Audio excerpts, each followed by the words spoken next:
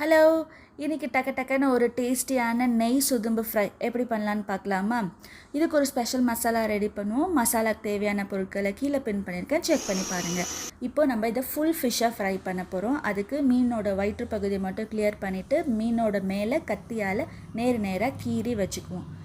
இப்போது நம்ம செஞ்ச மசாலாவை இந்த மீனோட வயிற்று பகுதிக்குள்ளார வெட்டு போட்ட பகுதிக்குள்ளாரன்னு உள்ளே பரவுற அளவுக்கு நல்லா அப்ளை பண்ணி ஒரு 15 நிமிஷத்துக்கு ஊற விட்டுருவோம்.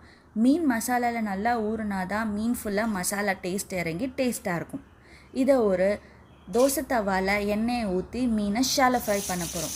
முன்னும் பின்னுமா நல்லா ஷாலோ ஃப்ரை பண்ணி எடுத்தால் இந்த வறுக்கிற ஸ்மெல்லே வீடை கமன்னு ஆக்கிடும்.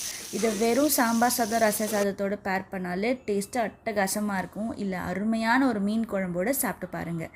வேறு ரெசிபியில் பார்க்கலாம். Bye bye.